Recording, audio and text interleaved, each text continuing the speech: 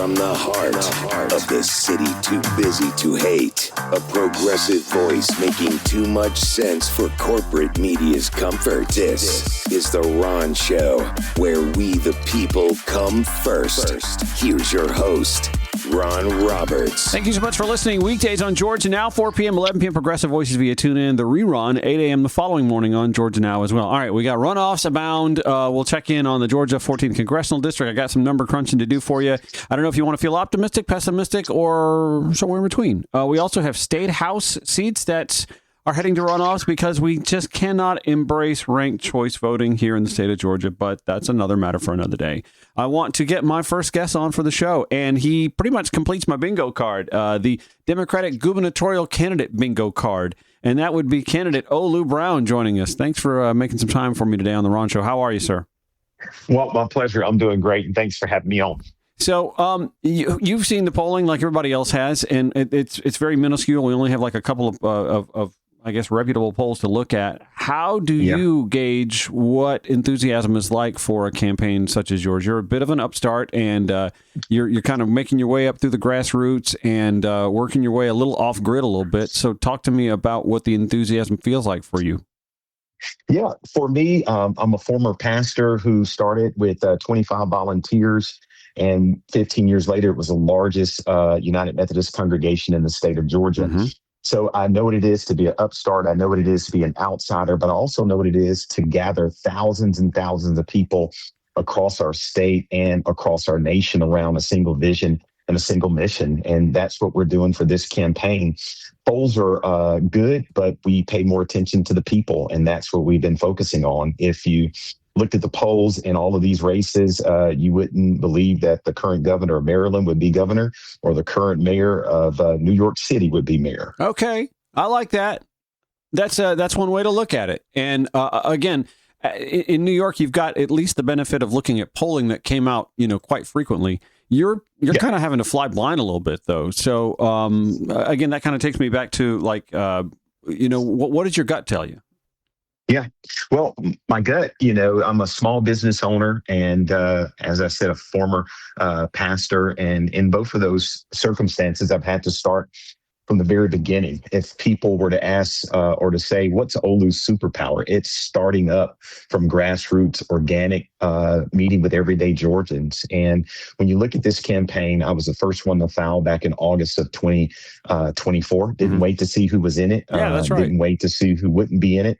And I think that's the example of leadership. And those are the types of governors we need, folks who don't just pay attention to the polls or ask for permission, but they're startups or entrepreneurs, they're innovators, and they always keep the people front and in focus. And that's what this race is about. We're building a better Georgia for all Georgians, and it's been my career, it's been my work, being with people and being with communities, and I believe they're going to show up for us on May 19th for the primary. You have some skills that I think are pretty valuable for somebody who is running for office or who's going to ascend to political leadership. Being a pastor, also being someone who is has a lifetime teaching certificate, teaching before a classroom. You obviously have a captive audience in the classroom and to some extent in the church as well. So the ability to speak to people in a relatable manner across demographics and ages is, I think, a pretty valuable trait. Knowing that you have that, and seeing what we're seeing, I think, on the left side of the spectrum, between Reverend Senator Raphael Warnock, for example, and the ascendancy of Texas Senate candidate James Tallarico, who won his primary recently.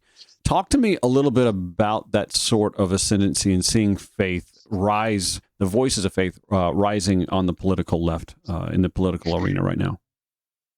Folks have always tried to separate faith and politics, but if you look historically, the two have been interconnected. It's just in recent years, we've used different language and we've made people look as if they can't bring faith into politics. But I believe we've got to bring it in and it's necessary. Go ahead. I disagree to some extent because I think it's been sort of bastardized and hijacked by the right and thinly veiling white nationalism, which I think a lot of us had the gut instinct of sensing for many years. It just seems to be more laid bare now in the Trump administration with his moral scruples, so to speak. We've seen a lot of that political church relationship within the African American community, but it hasn't been so vocal, I don't think, outside of the African American faith-based community. That's my perspective, and again, from an outside perspective, being someone who not only is a white male but also an atheist, I find it interesting and comforting that we're seeing and hearing more from those who speak from a position of faith, that they're not ashamed to say, yeah, I can be a liberal, I can be a progressive, I can also be pro-choice, and here are my bona fides. Here's why I believe that, and how that does actually jibe with my faith. Well, and you're right. Unfortunately, the faith story was hijacked by a particular sector, and really, it's not a majority. It's a small group. They've just had a loud megaphone. Yeah. But when you think about faith, it doesn't have to be attached to any religion or any practice. It's about doing the right thing for the people. And rule. That's a faith practice. Yeah, it's a golden rule. And when you looked at my entire career, being in community, helping with youth, helping with seniors, helping with all of the difficult decisions people have to make in their everyday lives, I'm the best candidate because I haven't lived in a bubble. I don't live in a bubble. For me to be successful professionally in my career, I've had to engage with people on a daily basis and have conversations from healthcare to raising kids to the cost of groceries. And in my professional career, I never could use the excuse the other side didn't let me do it. You had to go into very difficult situations, and you always had to come out with a solution. And that's what I'll be as the next governor of Georgia. Do you believe that there is a healthy, what's the word I'm looking for? A healthy pool of voters who think like liberals, progressives, things like Democrats, but are disillusioned by the Democratic Party that you can tap into? Very much so. I'm talking to them all the time. So I've traveled this state from north in the mountains to metro to middle, south, and coastal. And I've been on the phone with a lot of them. I've seen them face to face. There are folks who are disillusioned with politics in general. They don't believe the talking points. They don't believe any candidate in any party. And I believe I give a fresh voice, a fresh face, and a fresh perspective. But here's what it boils down to. Just be honest. Just be authentic, and just be yourself. And whenever I show up and I'm in front of people, or I'm there virtually, or I'm over the phone, it translates, it comes through, because they hear this guy is really a real person dealing with real problems with everyday Georgians. I talk about being a small business owner, and I buy my health care for our family on the exchange. Well, January of this year, our health care is now more than our monthly mortgage premium. Right. And there are very wealthy candidates running, not that wealthy folks can't be good politicians, but you got to understand that the great majority of folks in Georgia are not millionaires or multimillionaires. So you got to have a candidate who understands and can bridge the gap between both worlds. And that's me. Yeah, I think when you look at not just on the right, but on the left too, you're looking at a spate of candidates, not many of whom you can say had to struggle in the last decade or two to get by. I'm not going to sit here and give a blanket statement on all of the candidates, because I know that there are a couple that have some real life experiences outside of that coddled bubble in some way, shape, form, or fashion. But at the end of the day, we also know that money's going to have to matter in a successful campaign. So how are you able to overcome that, or how are you able to work within the confines, but also knowing that you need to have, good campaign funding to make this a practical objective? So I've raised tons of money in my career as a faith leader that started a community in 2007. And when I retired in 2022, we raised more than $40 million. So I can raise money. It's a part of my history. $40 million, you're going to win this thing. Well, and to be honest with you, if we were to put money on the line, I'd probably raise more than most of the candidates that are in this race. Well, now that sounds like betting, and we're not about betting now, so let's not do that. But when you look at our donor base, it's two different donor bases. A lot of these folks are current in politics, current in positions, and they've just built up the war chest, or they've got the Rolodex. The folks that I have will show up on election day, and they're also going to donate. So what is our path to victory? We're focusing on two different demographics. We're focusing on 18 to 40-year-olds. And folks will say these folks won't show up for primary. That's not true. They will show up if you give them something to show show up for. Mm-hmm. And then we're also focusing on that group 50 to 80. And in a lot of my professional career, we have deep and long-standing relationships with both of those demographics. So we're focusing on Metro, but we're also focusing beyond Metro, Ron, because people are saying when you get outside of 285, thank you for coming. Don't forget about us and please show up. So I'm doing what the other candidates aren't doing. That's taking no one for granted. And we're overturning every rock. We're going into every neighborhood. We're having conversations on all platforms. And I believe come May 19th, folks are going to be very surprised to see this outlier, this underdog guy who shows up in a good way on May 19th. I'm going to defend one of the candidates. Well, she's not a candidate anymore. I think Representative Rua Roman was outside 285 and actually touching hands. I mean, she was working in Hancock County with those who were, being spurned by the railroad industry. And showing up and making her voice heard. I would say that she's one that's definitely gotten her hands dirty by, Yes. working with folks outside 285 on some issues of importance to them. Well, I had a personal conversation with Rua this week, one as a fellow candidate, just to tell her how much I appreciate her brilliance, how much I appreciate her campaign, and so thankful to have been a candidate with her. I'm glad you said that. She is brilliant. She's a really bright lady. She is. And I was honored to be on the campaign trail with her. But at the end of the day, we need politicians just like that. And that's why I raised my hand back in August of 2024, because I've been in the trenches with people my entire career as a pastor. And now as an author, a trainer, an educator, working with faith communities and marketplace leaders, not only in Georgia, but across the country, I'm still in the trenches. And that's why I believe I'm the best person to be the next governor, because my whole life, my whole work has been about public service and community. You touched on healthcare and the obvious need for the state to join the other 40 or so that have accepted Medicaid expansion through the Affordable Care Act. For however long we still have the Affordable Care Act, the Republicans have done a really good job pretty much since day one sabotaging that piece of legislation, which bridged the gap between the insured and uninsured. But having talked about healthcare, I want to talk about some of the other issues that you've mentioned in your campaign literature. You use the term student-centered funding. Would you like to elaborate on that? Yeah. So what we realize as it relates to the way we fund our schools now, it's more than 40 years old. It's a dated process. We've got to do better. We can do better. And there are models across the country that we can adopt. But more so, as a person who was raised by educators, a person who has an education degree, I always believe we got to bring the smartest people into the room. And we come up with the solutions that focuses on the kids and focuses on their families. This is how I know that you're not a professional politician, because I've been watching the General Assembly videos and they bring in all these experts and the Republicans don't listen to them. So clearly you're not a politician. You're going to bring in experts and listen to them? That's it. And so what does this look like? It's a modern day approach. It's a student-centered education. Okay. It's where we focus on having kids be developed for the real world. And we look at standardized testing.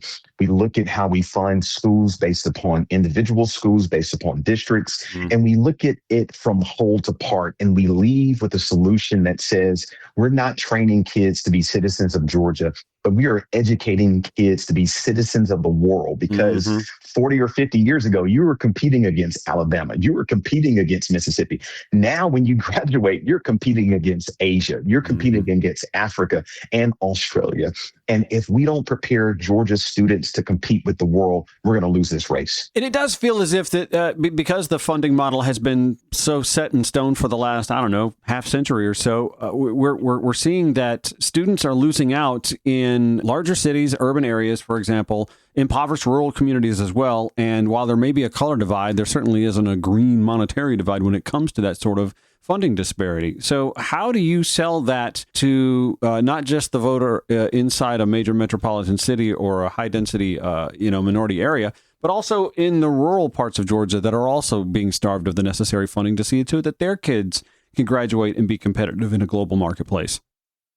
Well, that's because you elect a governor who's focused on the whole state and not just parts of the state. And we crisscross the state as governor, and we talk to citizens. We meet with educators. We meet with parents. We meet with grandparents, and we help them to understand there are enough resources in Georgia with a $14 billion surplus so that every kid can win.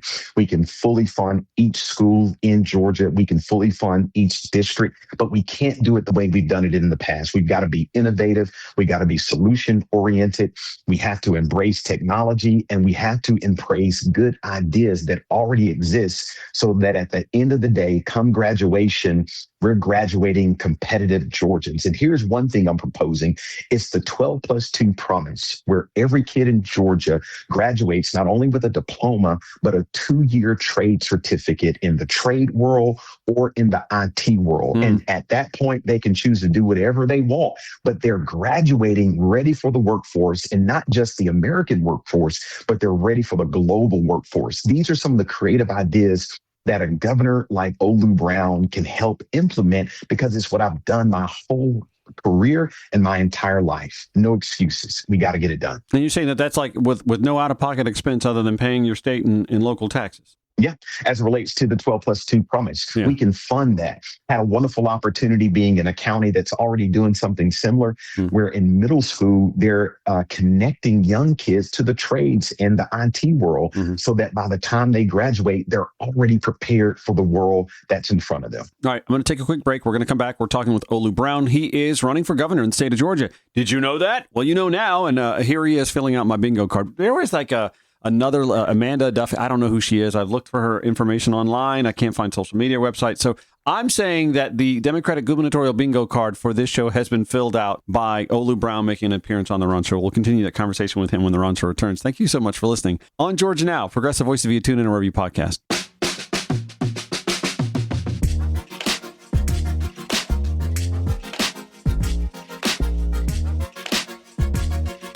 Tuesday special election results. We have them. Is the math going to math for Democrats to crack any one of those state house seats or the Georgia 14th congressional district? We'll discuss in a few. We are on with Olu Brown, running for governor in the state of Georgia. I ran into you. I don't know if you remember this. I ran into you at the AIDS Walk last summer. And, Yes. there are those, oh, wait, he's a minister and he was at the AIDS Walk. You have a close connection with the LGBTQI plus community. Very much so. As a faith leader, we were one of the first congregations to fully embrace what we call radical hospitality. And that's all people are welcome, all people have a place, and all people have worth. And that's what I will implement in our state as the next governor, because I believe we are stronger through our diversity. So talk a little bit about the, what do we call this? The era of anti-trans permissiveness. There just seems to be a permissive nature for being just outright mean to the trans community, even right down to legislation that has parents of trans kids wondering if they have to pick up and move somewhere else where it is safe for them to get the medical needs that they need, that their child needs, that their doctor agrees that they need as well. Yeah. Well, as a person who is friends with an individual who has a trans daughter, I am getting a new education. And she helped me to understand, one, they just want to be listened to. If you were to ask a lot of these current politicians who are making these very aggressive laws towards Georgians, a lot of them would, if they're honest, would say, I've never met someone who's trans. I've never sat in a living room and talked to a family who has a person in their family who is trans. So here's what I'm going to do as governor. We're going to sit down and we're going to have real conversations with real Georgians, and we're going to come out of that with the best solution for all of Georgia. My whole career has been about finding what do we agree on and not focusing on what we disagree. And here's what we can believe. If a person is trans and they are Georgians, they matter. And that's what our focus is going to be. But it's not only as it relates to trans rights, it's also related to women's rights and all of the other aspects that historically as a state and as a nation, we've had some very shameful practices. So as an African-American running for governor of Georgia, I look through a much different lens than a lot of folks running, because I see it as an issue of justice and equality and a God-given American right to be who you are, and that's okay. And we need that more in Georgia. But you would have to admit, this is something that I bring up frequently. You would have to admit, I'm a gay man. I'm a 52-year-old gay man. So I've noticed this too, that there has been an evolution, I will call it, but a slower evolution within the African American community for some to embrace the social justice as part of the LGBTQI plus justice movement as well, because they see it as something of an affront on the civil rights history. Does that make sense? Yeah, it does. And I can't speak for all people in the African American community or any other community, but I can speak for myself. I have historically seen it as a justice issue. Yes. Because if we're going to make sure that America is land of the free, home of the brave, it has to be that for everybody. It's got to be the same for folks who want to have guns and more guns than the law should allow. It's got to be the same for people who want to make a lot of money in industry and want fewer regulations. Well, don't live your life with great freedoms, but then make a judgment about my life that I can't have the same freedoms. If we're going to be American, if we're going to be Georgians, and we're going to be equal, then we've got to be equal across the board, in particular as it relates to our brothers and sisters who are LGBTQIA+. They are Georgians, they are us, we are them, and Georgia is stronger when we realize that. Terrific. We're with Olu Brown running for governor here in the state of Georgia. I got one more break to take, and we'll come back and we'll wrap up this conversation on The Ron Show. It's Georgia Now, Progressive Voice via TuneIn, wherever you podcast. Follow The Ron Show on Instagram at Ron Show Radio. Olu Brown is running for governor, and he's up against some stiff headwinds. I mean, we've got a name-recognized former mayor of Atlanta in Keisha Lance Bottoms. We have a former lieutenant governor, a former Republican lieutenant governor, who seems to be gaining some steam, at least with regards to polling and fundraising and endorsements, by the name of Jeff Duncan. There seems to be a scramble for second place. You've got Mike Thurmond, former DeKalb CEO, former state senator Jason Estevez, state senator Derek Jackson, and Olu. Olu says, don't count me out, and he's out there getting the work done and hoping that the scant polling that we're seeing just hasn't picked up the support that he has. We were talking a good bit about social justice, civil rights with regard to the LGBTQI plus community, but in sum total, we're seeing a slow drip erosion of voter rights and persistent attacks on the election system. The president, like a toddler this week, saying he's going to hold his breath and not pass any more legislation or sign any more legislation until he gets the SAVE Act.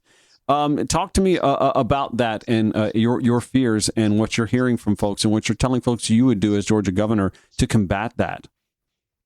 Well, first of all, we've always been concerned about full voting rights, in particular for people of color in certain communities that have been historically disenfranchised. If there is something we have to be proud of as a nation, and that is making sure people who are eligible have the right to vote. And so what I will do as Georgia's next governor is strengthen our democracy by making sure we expand access to the ballot and protecting voting rights for all Georgians. That means automatic voter registration opportunities. That means no excuse for early voting opportunities. And that means launching a Georgia Voting Rights Task Force where people know the governor is doing everything he can to make sure they have full rights and ability to vote early and full rights and ability to vote as citizens, not only of the United States of America, but of Georgia. And it doesn't matter who's in the White House. If you got a person in Georgia politics who is the governor,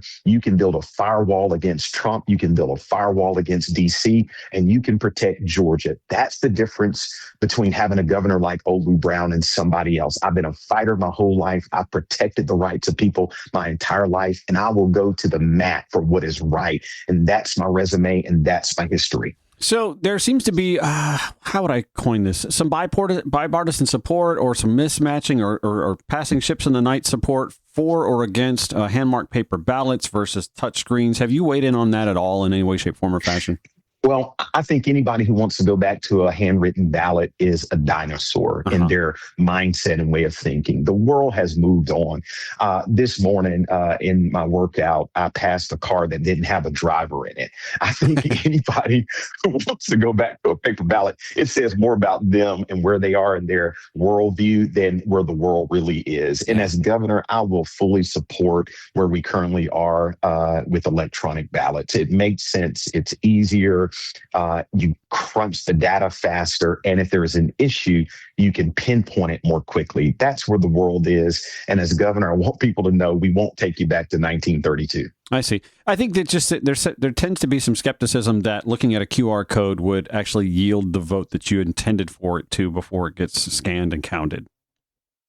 Well, there are different things that we're always as it relates to technology, and we can work through those differences. We can't throw out the baby with the bathwater, as we've said historically.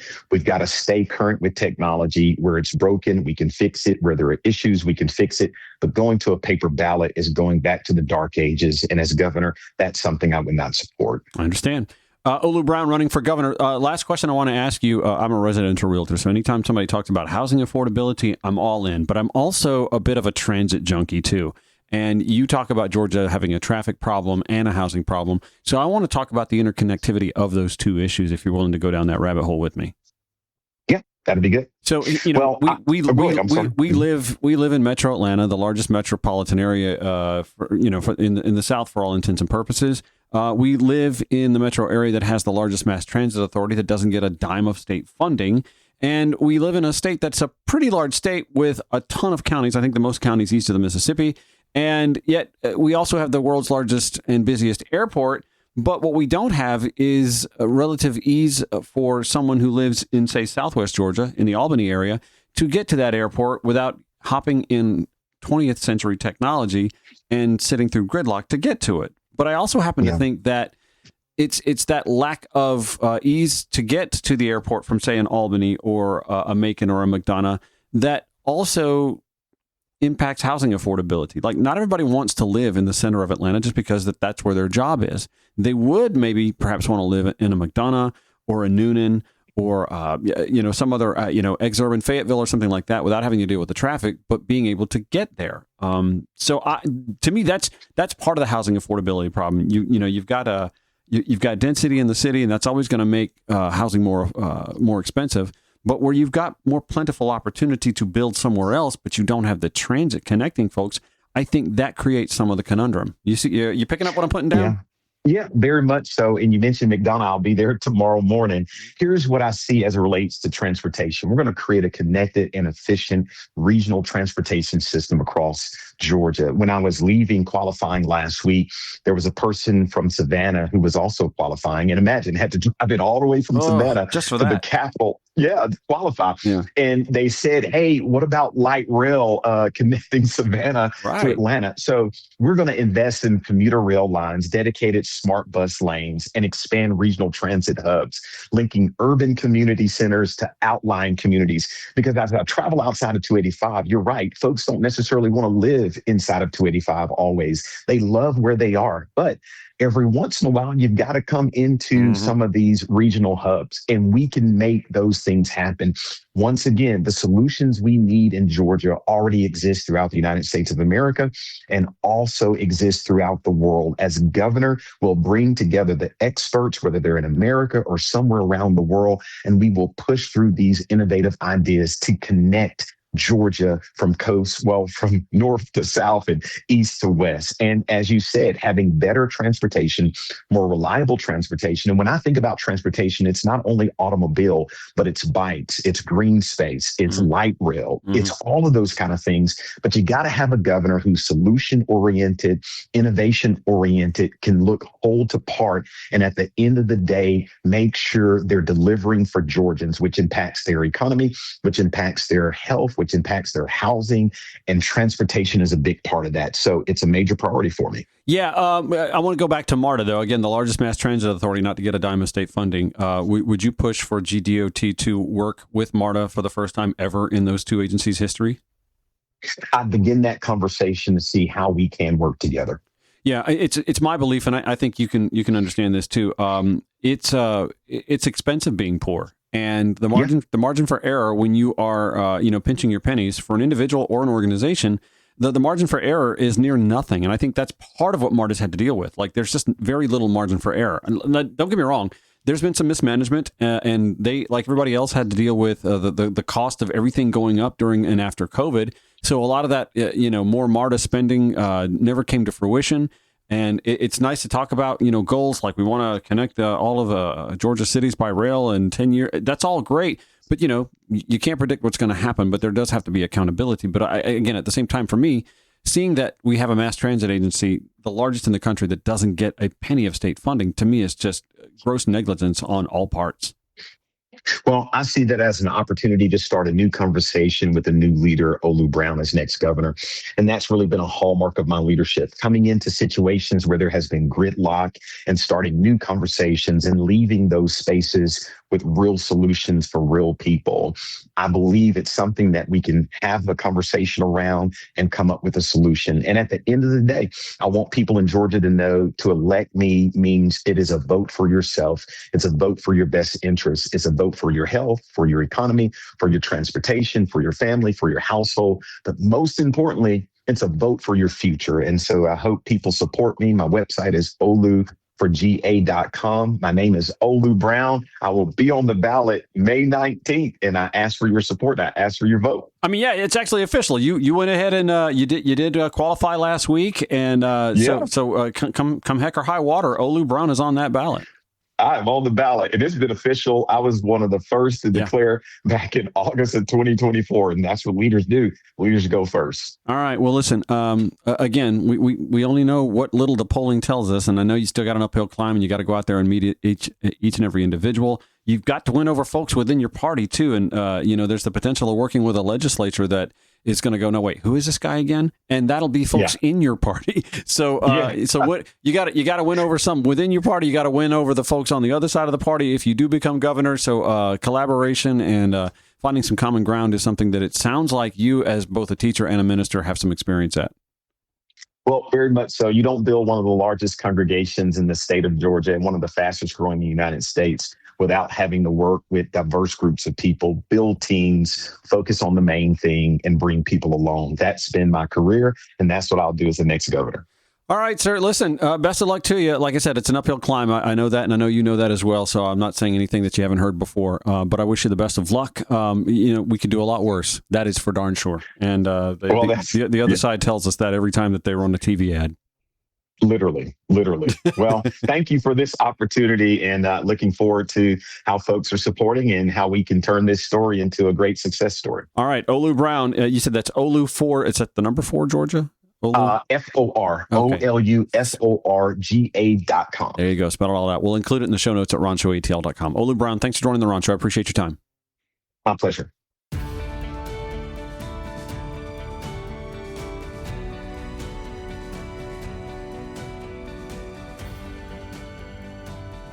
So we have a few more numbers to look over when it comes to Tuesday special election voting. I want to start actually in Senate District 53. That's where Dr. Jag Zabluck joins us. Professor Dr. Jag Zabluck, thank you so much for joining the Ron Show. Did you get to sleep in today? For a little bit. I was with my partner for a while, and I got back, but everything's been great.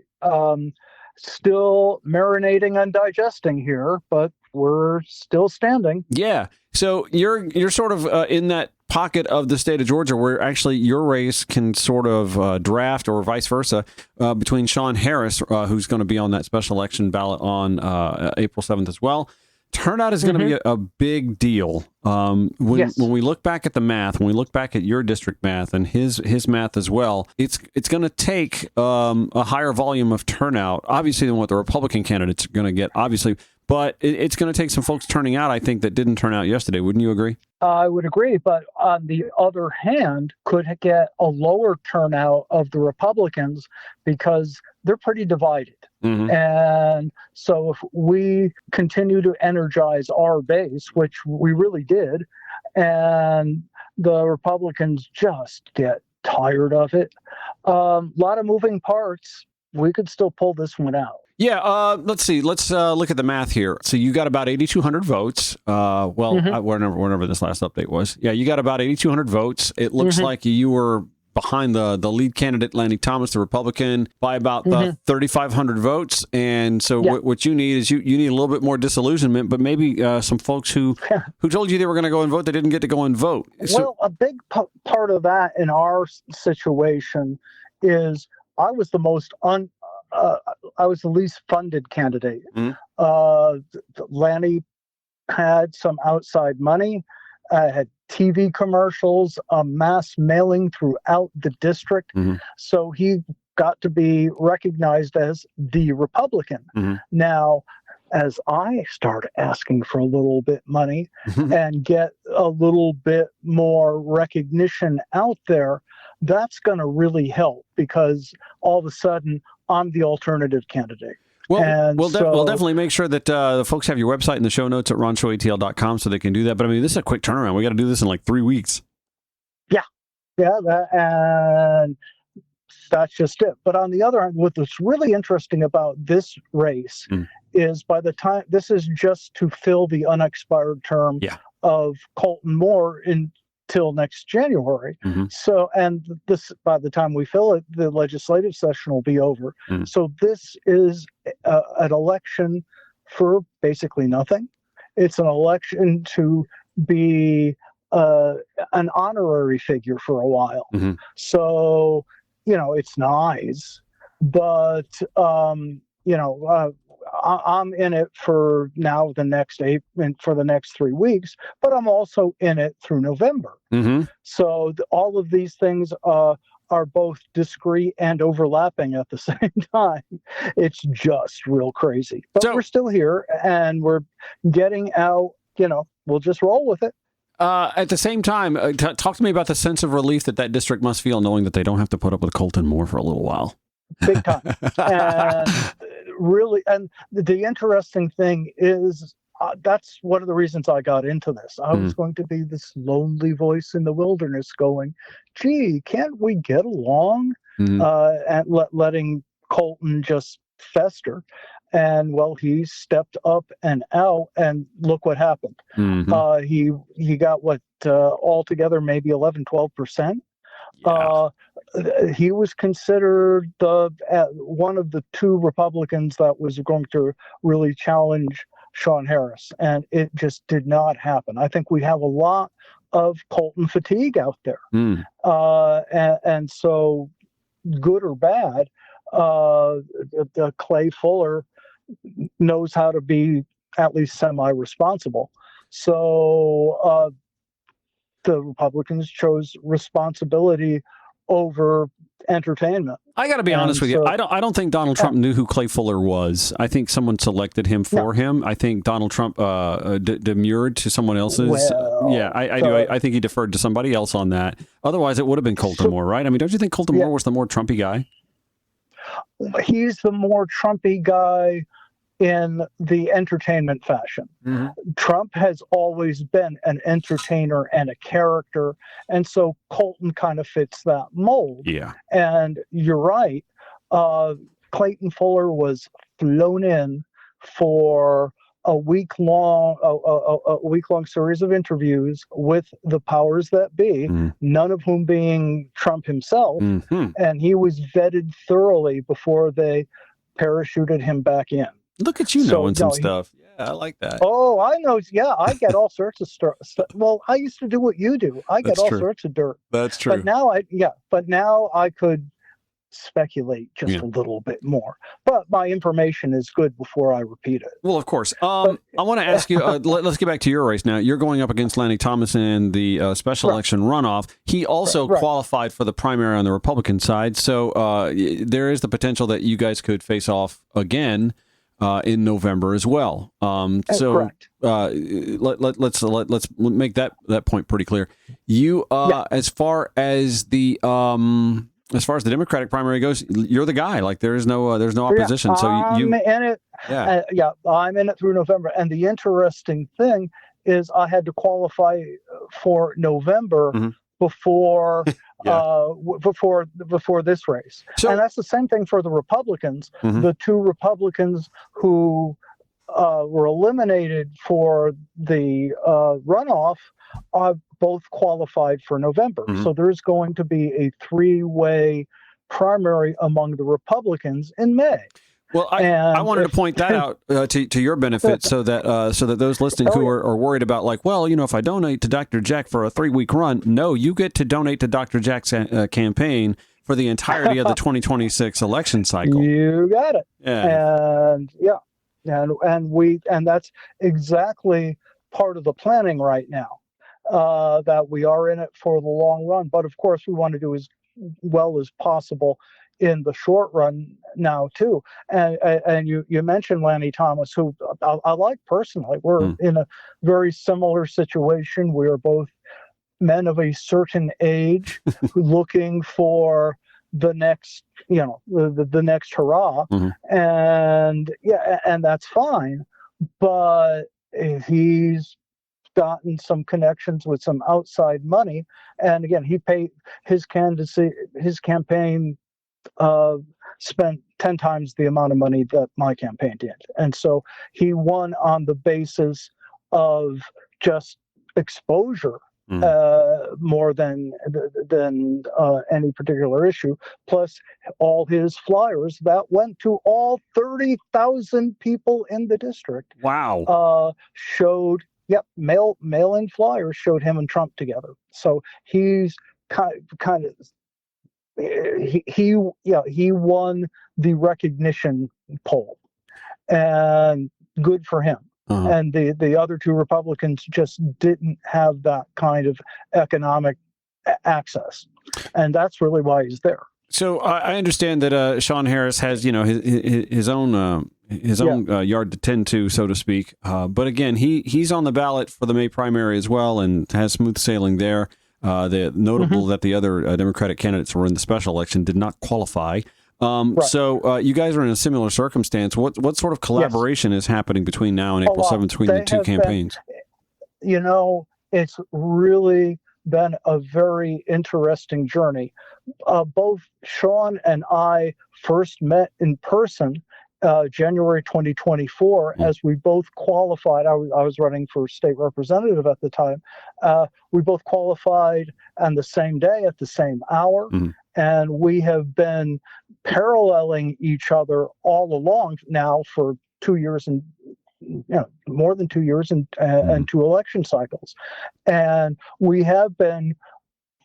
he has been very generous. We haven't really coordinated that much, but we've certainly, he makes space for me and any candidate at any of his town halls or other events. And quite frankly, about 2 months ago, I had, you've made it when I had my first death threat. And the police were called and things like that. And Sean dropped his schedule to visit with me and put it in perspective. And the person was just some drunk and they've gone away. Of course. But he made the time. So, I mean, no, we're personally pretty close. And he's, so, both informally and formally. Well, formally, we work together where he's at my events and vice versa. Yeah. But informally, the interesting thing is our evolution has been parallel. Fantastic. You go out to these events and you listen to various people, and I go out of my way to listen to Republicans, and we both are starting to come around. And our messaging has evolved in a parallel way. Everyone's concerned about affordability and healthcare, but at the same time, we're both noticing there is concern, particularly among the Republicans, that the Republicans are mostly loyal to Trump and various and sundry other organizations and individuals rather than the folks on the ground. Yeah. And so you don't say. Sean and I both started saying at the same time, hey, we don't owe anything to anybody. Nobody's buying us out. No one's telling us what to do or say. We're here to listen to the regular folks, and we're adjusting our priorities and our priorities and issues based on the folks we talk to. Yeah. And again, he and I haven't had to sit down and talk about that, but when we are together, we're saying much the same things because we're facing the same dynamics. There you go. All right. Well, you got 3 weeks to close this gap. I wish you all the All luck. right. We'll make sure that we have your website in our show notes at ronshow.com so that folks can go and donate not just to the special election runoff campaign, not just to the primary campaign, but to the general election campaign as well, because we're going to need him to win not just in 3 weeks, but also in November. Dr. Jackson We're there. State Senate 53 candidate for the Democratic Party. Thanks for joining the Ron Show. I appreciate it, man. All right. Thank you, Ron. Always a pleasure. Talk to you later. From the heart of the city too busy to hate, a progressive voice making too much sense for corporate media's comfort. This is The Ron Show, where we the people come first. Here's your host, Ron Roberts. And I really hate to be that guy that's going to be the cold dose of reality, but I got to throw some cold dose of reality on the situation. We had a special election, actually a few of them, in Atlanta yesterday, in the state of Georgia yesterday, I should say. I apologize. And none of them actually gave us a conclusion. Let me read to you from the Atlanta Journal-Constitution and how they portrayed this. Greg Bluestein at the Atlanta Journal-Constitution writing, long after the election was called and the crowd thinned from the parking lot where Sean Harris held his victory party, his voice raspy from too many interviews, the Democrat, that's why I didn't call us back. The Democrat delivered one more message to remaining loyalists. Don't let anybody tell you that a Democrat can't win Northwest Georgia. Okay. I am, however, going to tell him and anyone that's listening that it's going to take even more work in the next 3 weeks than what he's already done. And I know he's exhausted himself, and that campaign has exhausted itself. And it's like squeezing the last drop of juice from a citrus plant, right? And yet we're still thirsty. Back to Bluestein. Republicans avoided a dreaded runoff featuring controversial firebrand Colton Moore and instead rallied behind former prosecutor Clay Fuller, a more conventional GOP figure. Something, by the way, I thought when Donald Trump gave him the endorsement, I thought, well, that's not a very Trumpy pick. Anyway, Clay Fuller, more conventional GOP figure, de facto nominee.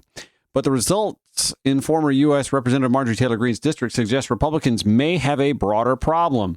The last time voters in Georgia's 14th congressional district cast ballots for a member of Congress, Harris captured about 36% of the vote against Greene, setting a new high water mark for Democrats. In Tuesday's 17 candidate special election, Harris outdid that performance by a smidge to end up as the leading vote getter, and two other Democrats on the ballot picked up roughly another 2%.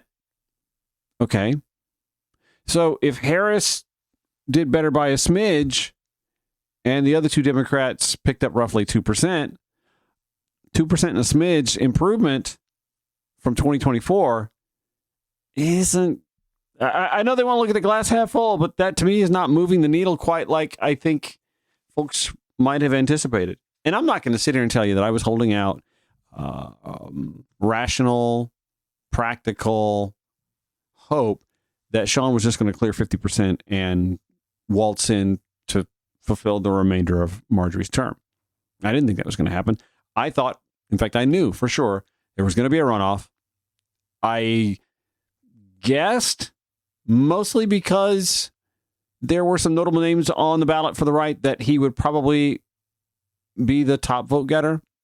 But I wasn't even certain about that. And look, you can see the results. It's close, right? So Clay Fuller got Donald Trump's endorsement. Otherwise, I'm not sure that he would have finished in the top two. For sure. I literally thought this was Colton Moore's race to lose. And the upside is, Colton Moore's gone. So, take the victory where you'll get it, right? Take the win where you'll get it. We're rid of Colton Moore for at least a little while. But let's get back to the math, okay? Just looking at the results here. We have Sean Harris with 43,241 votes, 37%. Clay Fuller, 34.9%. Just a little under what Sean Harris was able to pull in. We're talking about a matter of less than 3,000 votes. Colton Moore, 13,000 votes, came in third with 11.6%. And I'm not going to sit here and do the simple stuff and go like, well, if you add up all the Republicans and all the Democrats, it's one of those deals where like you're still looking at a scenario where Republicans have the advantage numbers-wise. And I don't think anybody expected, I don't know, maybe some people did. I didn't think Sean was going to pull 50% plus and pull this out and I know, like, he, in campaign rhetoric, on this show, in interviews, that's what he said.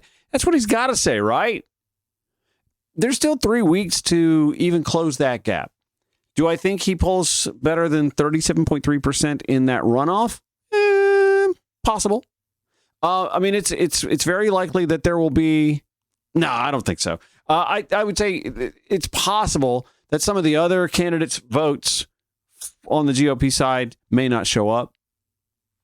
And I do think that a sizable number of Colton Moore's voters. I mean, you're talking about Colton Moore voters.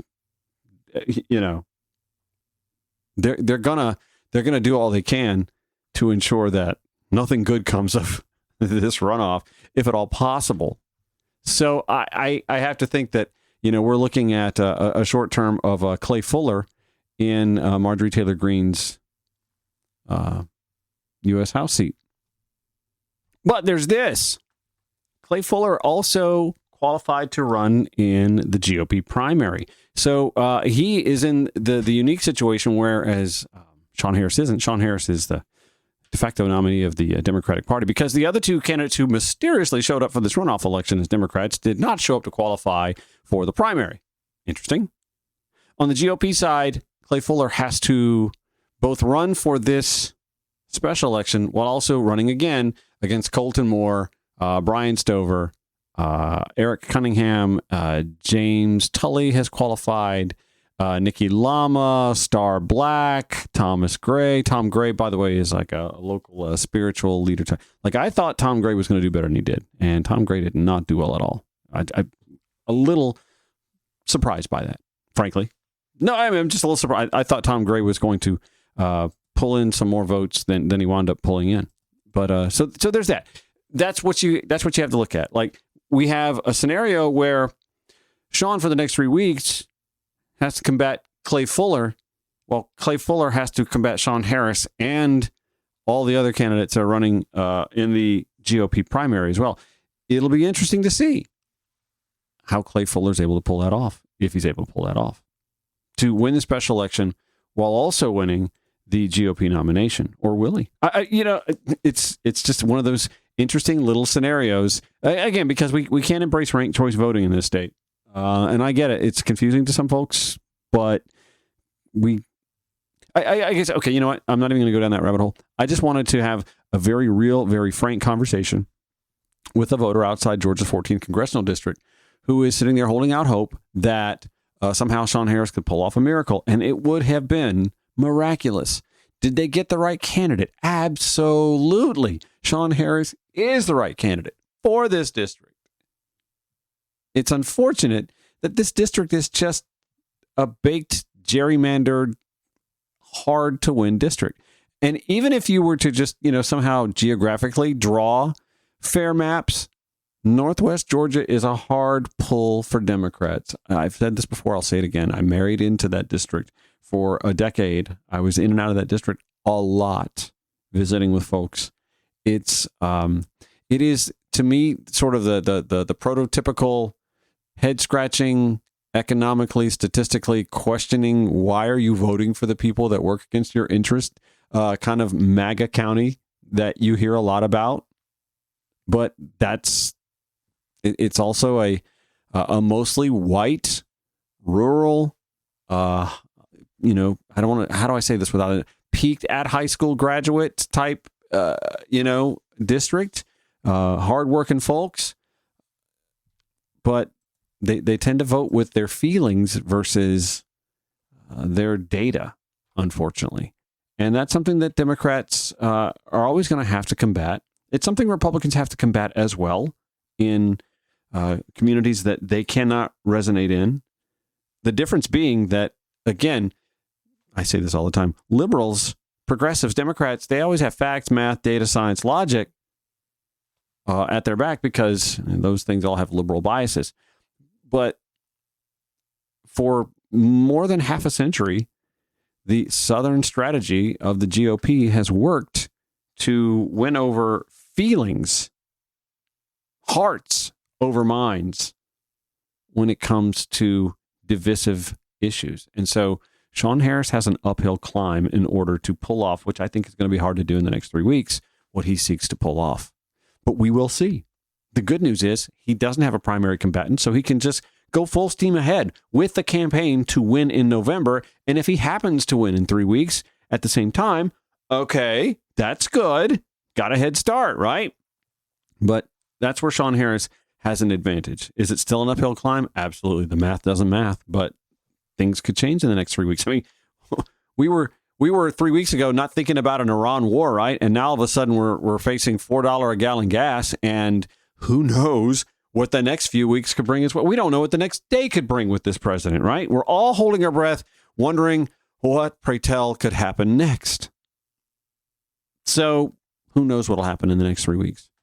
And we know that there's limited early voting and another one-off Tuesday special election. Although Dr. Jackson Bluck, we just heard from him, he'll be running as well. So he'll be doing his best to bring voters to the polls, as will Sean Harris for him as well. It's the Ron Show. Georgia Now Progressive Voice via TuneIn.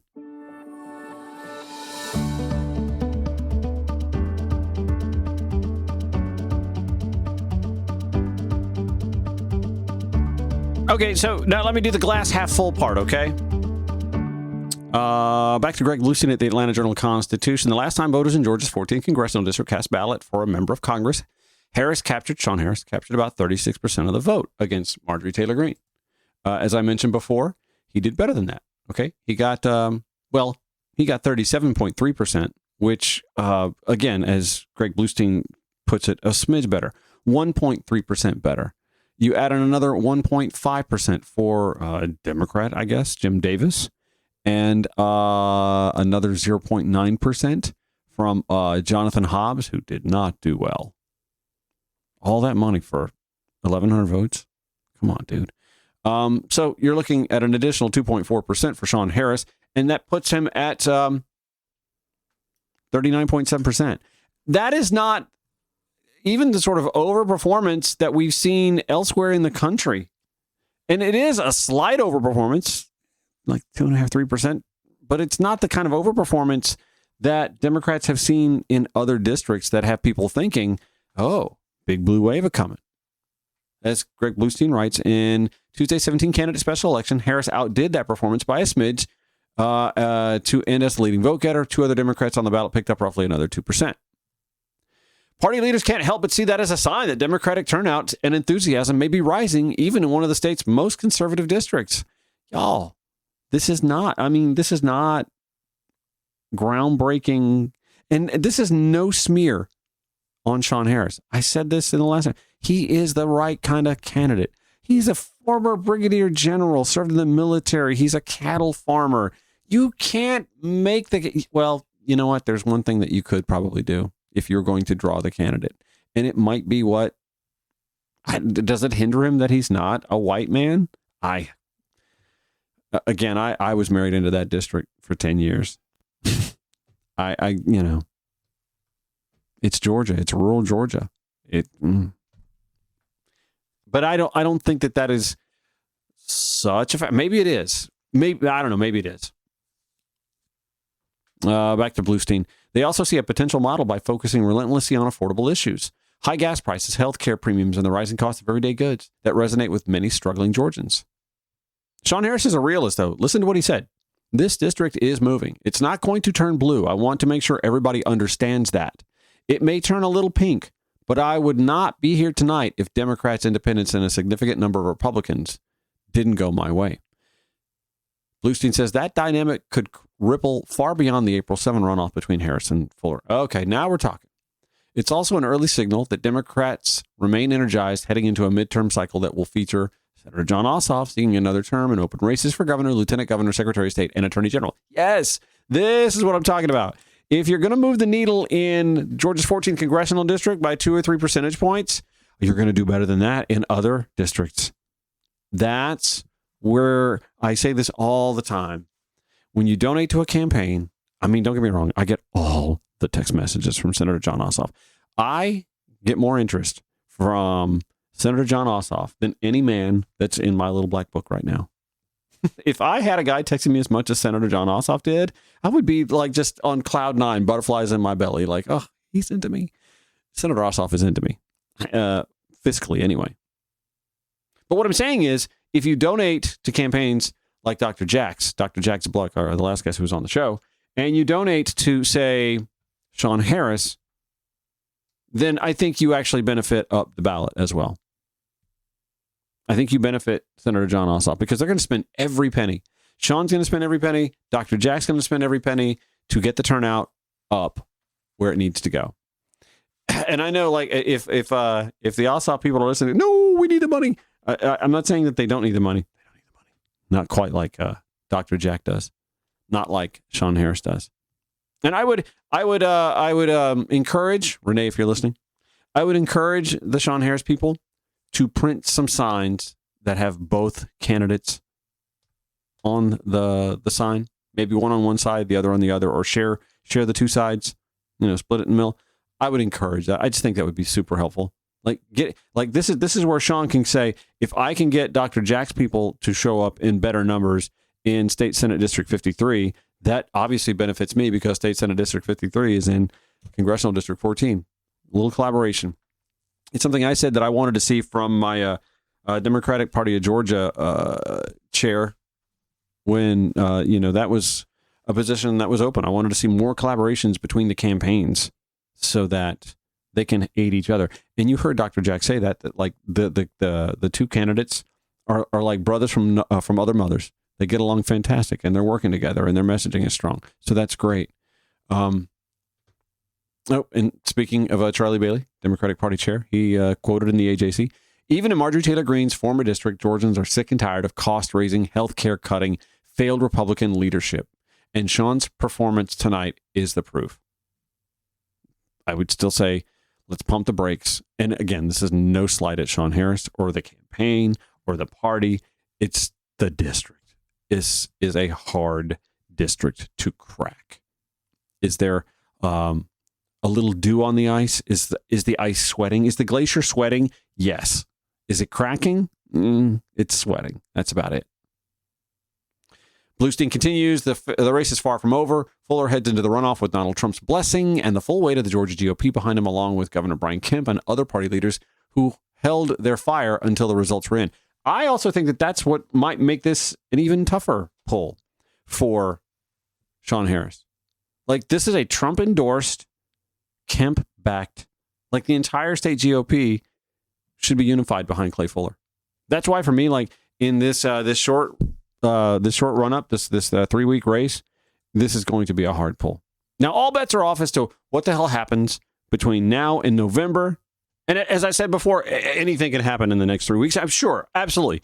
But I think if, and this is a crazy stretch, if the next 3 weeks under the Trump presidency are just some normal, non-massive shifting sort of, few weeks, and that's a tall ask too, right?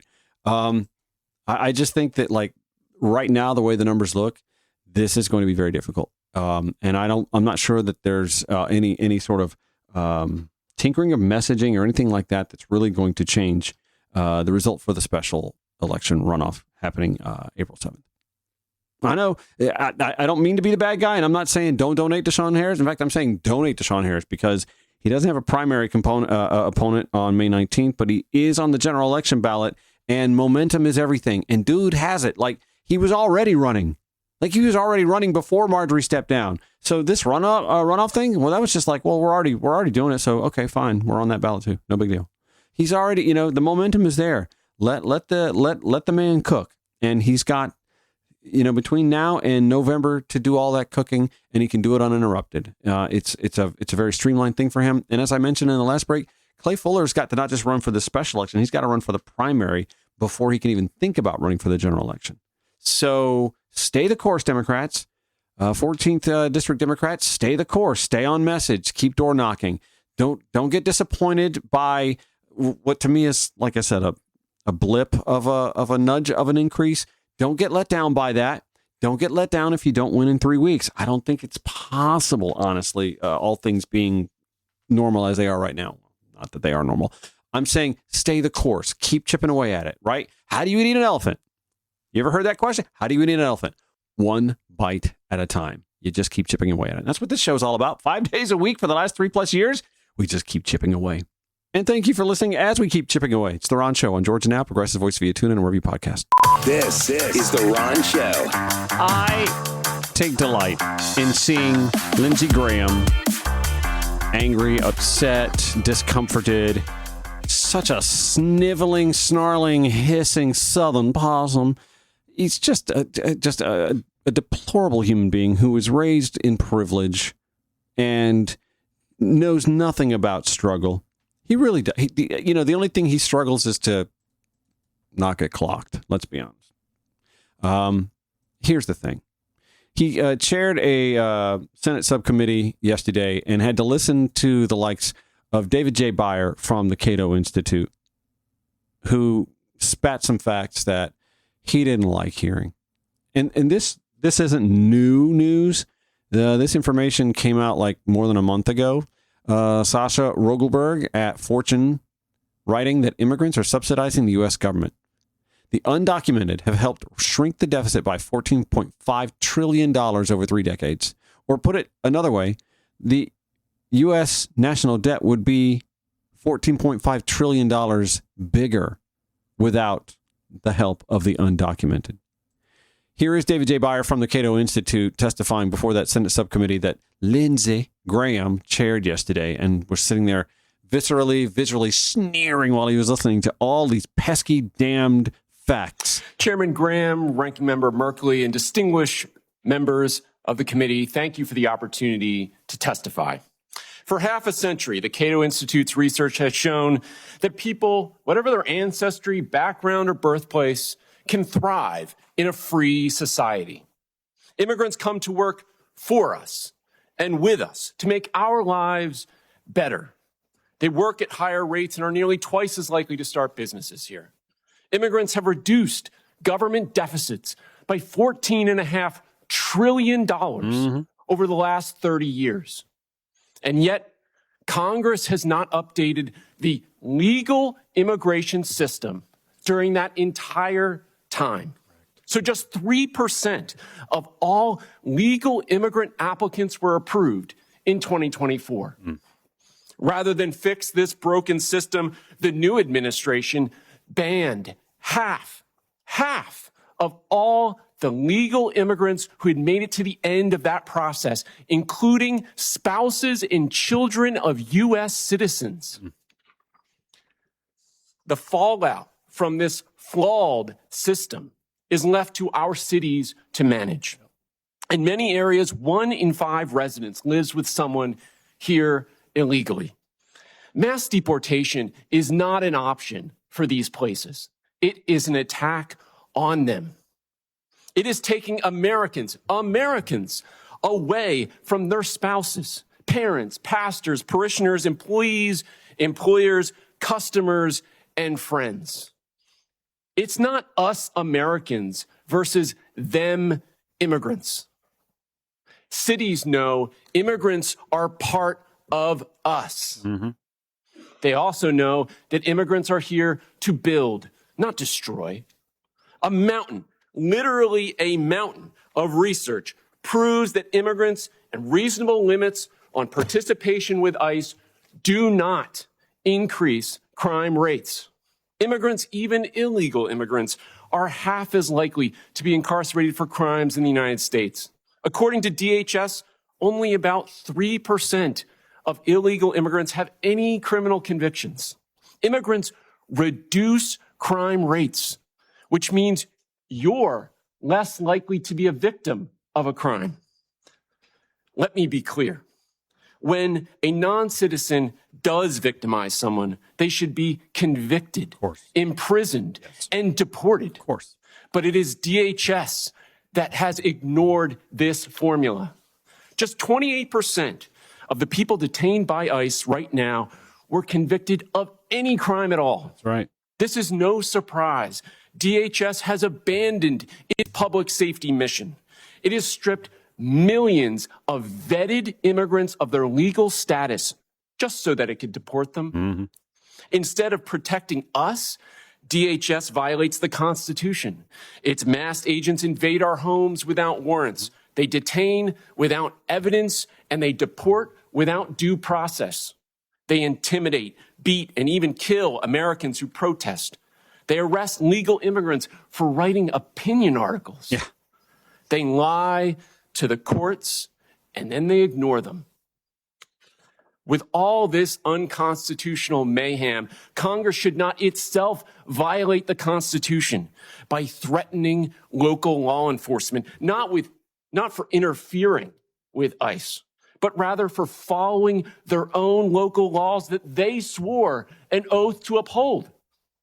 Under our system of federalism and the Constitution, Congress can't force cities to do its bidding, whether on immigration, guns, or the environment. Mm-hmm. If Congress wants cities to help DHS, it'll need those cities to trust DHS. That part. But to get trust, you need to be trustworthy. Yep. And this DHS is not. Consider this. Before this administration, non-citizens were more likely to report serious crimes to the police than the U.S.-born population. You hear that? Now, DHS is arresting immigrant crime victims. For example, in Iowa, a shooting victim who helped bring to justice violent robbers was arrested by ICE before he had even healed. But since he had a pending charge for an unpaid traffic ticket, ICE considers him a criminal. Gotta get him out.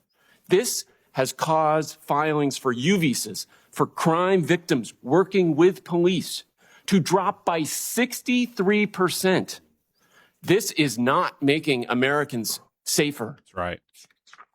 Congress must require DHS to focus on real threats, and it must empower Americans to sue federal agents for violating the Constitution. We need accountability and constitutionality to restore trust. Thank you. But wait, there was more from the Center for Budget Policy Priorities. Thank you, Chair Graham, Ranking Member Merkley, and members of the Budget Committee. My name is Brendan Duke, and I'm Senior Director for Federal Budget Policy at the Center on Budget and Policy Priorities. The Center on Budget is a nonpartisan research and policy institute that advances federal and state policies to help build a country where everyone has the resources they need to thrive and share the nation's prosperity. Let me first begin with an overview of our fiscal situation for the Budget Committee. Analyses typically focus on government spending and revenue as shares of the economy. In 2025, revenue was 17%, which is around the same level as in 1985. Programmatic spending, on the other hand, grew 0.7 of a percentage point since 1985. But Social Security and Medicare are responsible for more than 100% of the increase in spending because the country has gotten older. That is nobody's fault. I'm sure everyone on this committee wishes they had the same knees or back they did 40 years ago. Similarly, we all wish we had the demographics and ratio of working-age Americans to retirees that we had 40 years ago. The combination of population aging and basic arithmetic means we will face a choice between raising revenue past the 17% of GDP level set when the country's demographics were more favorable, or making drastic cuts to important programs. The retirement of the baby boom was a predictable and predicted development. But at the beginning of the 21st century, we had a fiscal system that would deliver adequate projected revenue to meet our needs. Rounds of unpaid for tax cuts ruined that. Take a look at projections for 2025 that were made right before most of the Bush tax cuts were made permanent and before anyone even thought of the Trump tax cuts, and compare them to the actual 2025 numbers.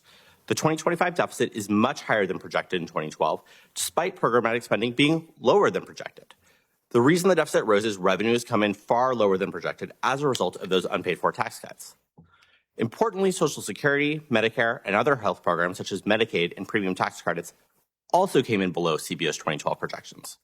What all of this ultimately shows is that it's entirely possible to meet our commitments to seniors while ensuring millions of low and moderate income Americans have health care and food if we are willing to raise the revenue to do so. Instead, Congress made a different choice last summer.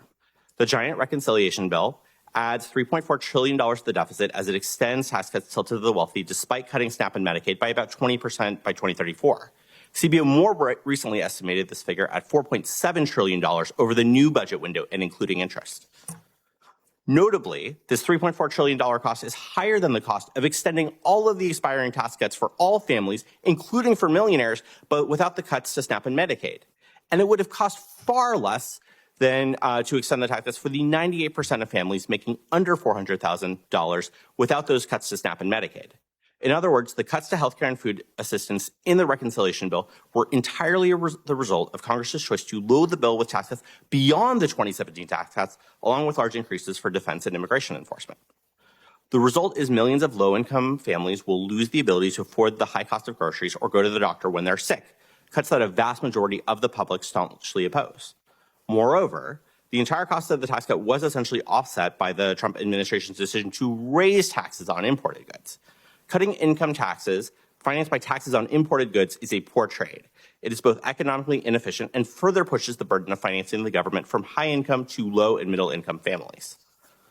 In fact, the combo of the Trump administration's tariff regime and the spending cuts on the reconciliation bill will leave households in the bottom 70% worse off. The Supreme Court last month handed the Trump administration an opportunity to save face by ruling that many of these sweeping tariffs were illegal. Instead of using the court decision to back down on a failed policy, Trump has instead replaced the struck down tariffs with a sweeping 10 to 15% across the board tariff. I think we can all agree that the steps required to significantly improve the outlook, whether through revenue increases, program cuts, or both, can be politically challenging. Immigration can reduce the need for those difficult measures. Immigrants contribute to our communities and the U.S. economy in many ways. In particular, they improve our fiscal outlook by boosting our national birth rate, and they boost our workforce. Last month, CBO evaluated the economic and fiscal effects of the administration's anti-immigrant policies. CBO cut in half the projection of the annual growth rate of the U.S. population over the next 10 years. CBO now estimates that the 2035 working age population will be 2.4 million people smaller than in its previous projection. This has important fiscal costs, too. CBO projects that the administration's actions to reduce immigration will increase deficits by $500 billion over 10 years, principally by reducing the number of taxpayers. Those higher deficits will make deficit reduction that much harder, adding to the damage from H.R. 1. Financing income tax tilted to the wealthy by cutting programs and raising import taxes while discouraging and disparaging immigrants is no way to fix our country's fiscal imbalances. Thank you. Now, a little bit later, Lindsey Graham, still miffed by David J. Byer, bringing all those facts from that libertarian Cato Institute think tank. That's got to really agitate him. A libertarian think tank, not a liberal, a libertarian think tank. Just bringing it to you with the facts, the raw facts from a nonpartisan point of view, not Democrat, not Republican, that immigrants have been whittling away at the national debt and deficit. $14.5 million that undocumented and even documented immigrants have contributed to lessening the federal deficit.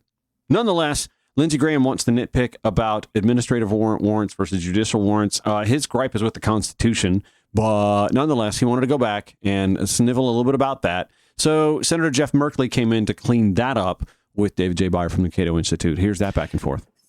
Does those locations fully cooperate in detaining somebody when there's a judicial warrant for them? Yes, absolutely. They turn over anyone subject to a criminal matter upon notice by the federal government that they have a warrant. Right. So those jurisdictions have entered into the FBI federal database, fingerprints, arrest record, what that person's being detained for, how long they're being sentenced. Federal government has all that information. Exactly, yes.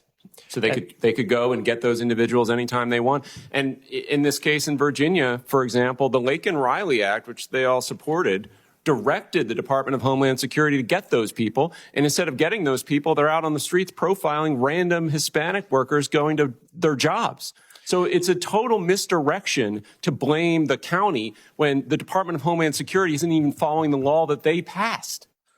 Why not? Since they could get that warrant and pick up those individuals who have created violent crimes. Because the White House has created an arrest quota.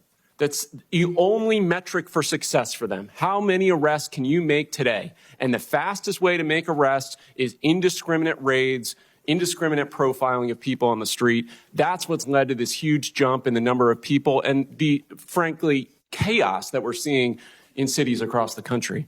So there was a chart in your longer written testimony showing that only 5% of the individuals booked by ICE have ever had a violent criminal conviction. Yeah, and not only that, if you look at my written testimony as well, I talk about how the Department of Homeland Security has its own internal threat assessment that they assign to each individual who comes into their custody. And those people have to prioritize. They actually have a mandate. They can't be all political. They have to figure out who is actually a threat. And of those people, only 10% received the highest threat level, and 70% were deemed by the Department of Homeland Security to not be a threat at all. So how does that match the campaign rhetoric about we're going to go after the worst, which I think 100% of Americans supported the idea that anyone who had created a violent crime should be investigated, should be prosecuted, should be, if convicted and incarcerated, should be deported. But those numbers don't match that. Great campaign messaging, for a $200 million ad campaign by the DHS secretary, not based in reality at all. On day one of this administration, they rescinded all policies that forced ICE to focus on violent offenders and people with criminal convictions. So they did the exact opposite of what they told the citizens they were going to do during the campaign. It was a lie, just like it was a lie about all the things they said about Renee Good and Alex Preddy and all the other people that they've killed over the last year. And you recommend, do I have time for the last question? My time has expired. You recommend in your testimony that there be a private right of action when individual civil rights are violated. Now, my understanding is that if local police or state police violate your civil rights, you have a cause of action against that. Is that correct? Yeah, under Title 42, Section 1983, there's a private right of action against state and local, but not against the feds. And this is a critically important issue because right now they're recruiting all these state and local officers into essentially the ICE framework, which gives them immunity against all constitutional violations that they carry out while working in conjunction with the federal government. So we need to expand that to cover federal officers as well to make sure we don't have this immunity creep into every police department in America, which is their goal, including through this bill that we're talking about today. So when the vice president said ICE agents have absolute immunity in violating people's civil rights, he was right. Effectively, yes. Right now, as the law stands. Thank you, Mr. Chairman. Thank you. Yes. He went back to Mr. Chairman, who was Senator Lindsey Graham, who wanted to snivel a little bit more. The problem is, Lindsey's problem is with the immigration system that he and several other GOP senators balked at beefing up in 2024 when there was a bipartisan bill up for grabs that would have done just that, beefed up not just custom border protection or the asylum process, it would have beefed up the immigration court process as well. A lot of the problem with our immigration system, as you heard David J. Byer talk about, isn't just that we're only getting in 3% of those who even apply anymore. That is a super low percent. It's that our court system, the caseload is so great and the system isn't designed for modern numbers that the judicial warrants that are necessary to adhere to the Constitution, that inconvenience his delicate sensibilities, would be easier to obtain if that bipartisan bill that he, the chief Trump bootlicker in the U.S. Senate, and other GOP senators hadn't signaled they weren't going to take up at Trump's behest. So it's a problem of their own making. And by the way, they've yet to fix in more than a year since Trump has been elected, and they've had the Senate and the House. Here's Lindsey again, though. Just one point of clarification. Is it your position that a nonviolent illegal immigrant shouldn't be deported? My position is that we should give people who are peaceful people a path to citizenship. You endorsed that principle for many years, yes, Senator. He did. That's right. So no matter how many people come? No, it should be based on whether people have a demonstrable basis to remain in the United States, which is whether they contribute to this country or whether they're a threat to it. Mm-hmm. I guess we should have all. I guess what you don't understand, threats. And I don't want to. I'm familiar with the Gang of Eight bill. Shut down illegal immigration. We did away with the magnets. We're going to give people a chance who've been here for a long time. Your bill had the exact opposite approach of what this Department of Homeland Security is carrying out. That's right. That's right. For 4 years, Biden obliterated the border. Oh, obliterated 11 million people came in. And the bill I was working on would have prevented that. He took everything we were trying to do to stop illegal immigration, be fair to the ones here, and blew a hole in it. And now we got 11 million more, and you want to give them amnesty. They'll never stop. Well, who is they? They as in Democrats, or they as in immigrants who come here? Something, again, that the GOP never wants to deal with is the draw. What draws people here? They never want to deal with the instability that causes people to flee their home countries. A lot of that, by the way, traced back to us. They never want to deal with that stuff. And again, they don't want the immigration system to be beefed up enough to process folks who are coming here, who come here for legal reasons, for reasons of safety and wellness, for opportunity. They don't want the immigration system to work like a well-oiled machine, because they would rather, this is what I believe, Republicans would rather people come here illegally so that they can demonize them, because it's really hard to demonize the people that are here illegally. Although they're eating the cats, they're eating the dogs.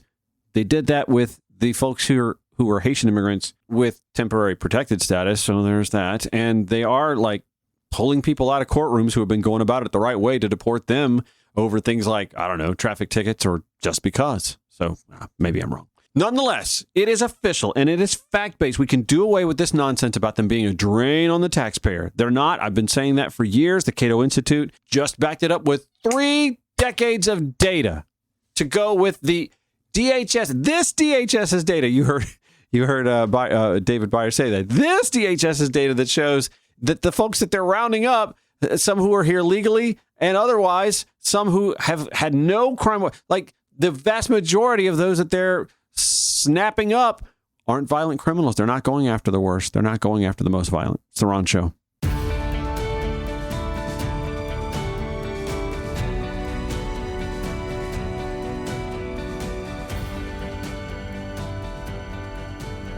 So real quick, I want to go back to the Sean Harris, Clay Fuller setup for the next 3 weeks and likely in November as well. Let me go back to that Greg Bluestein piece in the Atlanta Journal-Constitution. GOP strategist Spiro Amburn said, Republicans chose wisely tonight. They cut out the Colton cancer and nominated a common sense conservative. I expect him to get over 60% of the vote in the runoff. I don't know if I'd put money on that.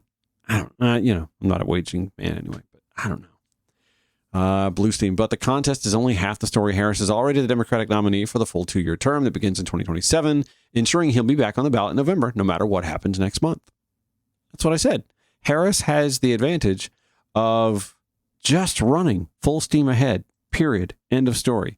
It doesn't need to be about what happens in 3 weeks. He doesn't have to worry about May 19th. Clay Fuller does.